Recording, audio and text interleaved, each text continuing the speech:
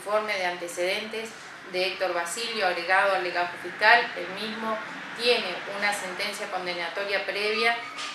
en la causa 9146 del 2006 de la Cámara Criminal de la Ciudad de Esquel a cumplir la pena de 4 años de prisión efectiva, habiendo obtenido en dicha causa el 28 de diciembre del 2006 la libertad condicional, y el cumplimiento de la pena operaba el 28 de abril del 2008. En consecuencia, comparto lo sostenido por el Ministerio Público Fiscal y que no fue discutido por la defensa, en que se encuentran reunidos los requisitos previstos por la norma de Fonda para aplicar el instituto de la residencia. En tanto el juicio abreviado importa la renuncia al juicio, el imputado confiesa su responsabilidad en el hecho renunciando al juicio oral y público, y por eso hay que tener un cuidado especial para resguardar su regularidad y constitucionalidad. El acuerdo debe ser favorable al imputado para justificar la renuncia. Si después se le aplican las consecuencias de la reincidencia sin más trámites, se está violando la buena fe y no corresponde anular el acuerdo, porque para hacer valer una garantía al imputado se lo terminaría perjudicando. En el presente caso, el imputado Basilio ha sido debidamente informado y asesorado sobre las consecuencias del acuerdo y sobre la posibilidad de que sea declarado reincidente, con las consecuencias que dicho instituto le acarrea en el modo del cumplimiento de la pena. En el marco de la pretendida declaración de inconstitucionalidad del Instituto de la Reincidencia, comienzo el tratamiento de los agravios de la defensa, fijando el alcance que el máximo Tribunal Nacional otorgó a la finalidad de dicho instituto al decir que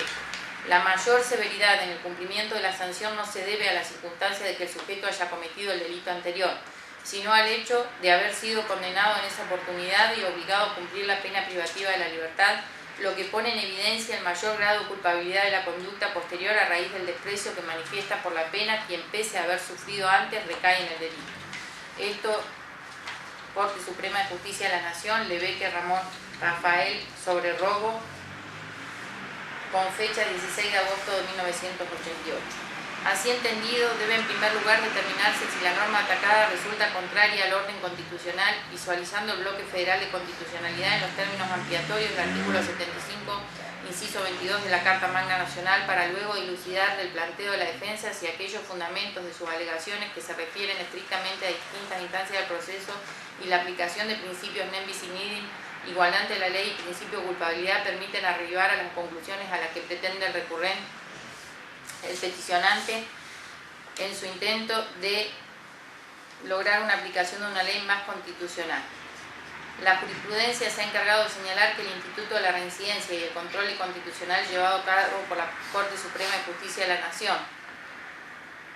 y asimismo, en tanto en las alegaciones de los peticionantes no resultan más que posturas doctrinarias en contra de la aplicación del instituto, sin verificar la contradicción de la norma con el bloque federal de constitucionalidad ya señalado. Se ha indicado que no puede perderse de vista, al fin de cuentas, que se trata de un instituto establecido por el legislador que también cuenta con apoyos doctrinarios y cuya validez constitucional, al menos frente a algunos de los principios que ha invocado la defensa, ha sido afirmada ya por la Corte Suprema. Así las cosas, la prudencia exigida a los jueces en el control de constitucionalidad de las leyes reclama a esta instancia considerar los embates dirigidos contra la validez de las normas con cautela, allí donde no es manifiestamente patente la vulneración de un derecho fundamental. Y en función de ello, la opinión contraria a la validez del instituto no alcanza a justificar en esta instancia la invalidación del criterio decidido legislativamente y que la Corte Suprema avaló. La defensa de Basilio, en su intento de provocar la inaplicabilidad de la ley señalando su inconstitucionalidad, denuncia la afectación del principio nem bis in idem, interrogándose si se debiera permitir que una sentencia anterior produzca efectos en el presente caso, indicando que de acceder a ello afecta a la declaración de culpabilidad.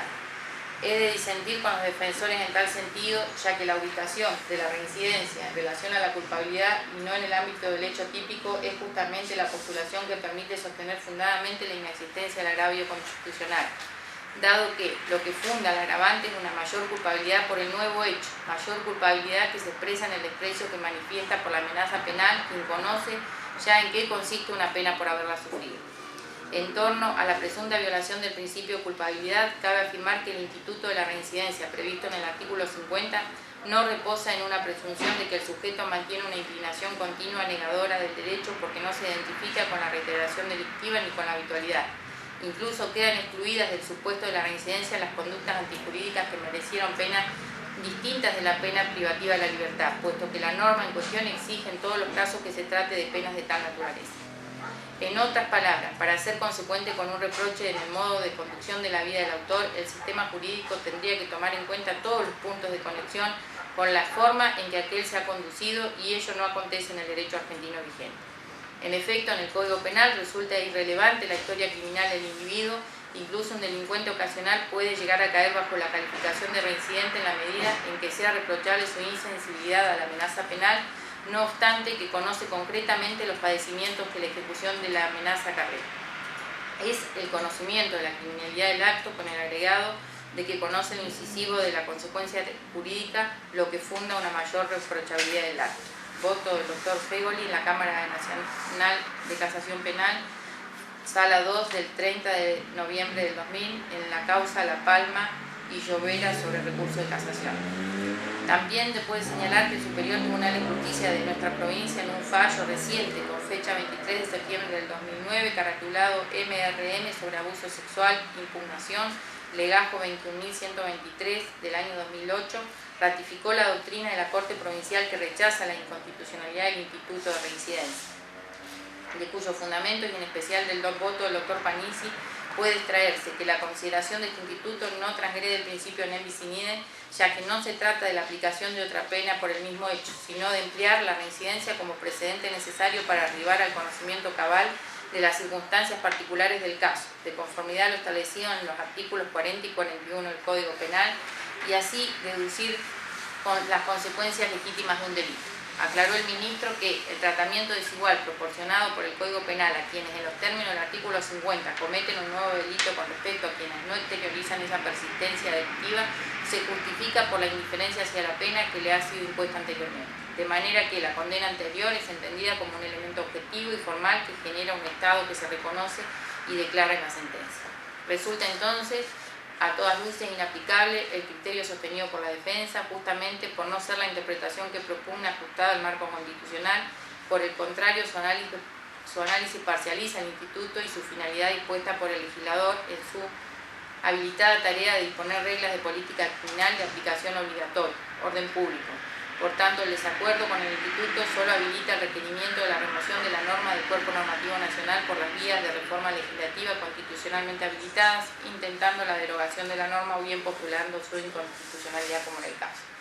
Por lo tanto, y por todo lo expuesto, se corresponde rechazar el pedido efectuado por la defensa y declararse reincidente por primera vez al imputado Héctor Basilio. Por todo lo expuesto y conforme lo señalado en mi carácter de juez penal en los actuados, resuelvo, en primer lugar, homologar el acuerdo de juicio abreviado alcanzado por el Ministerio Público Fiscal, la defensa pública y el imputado, artículo 355 del Código Procesal Penal.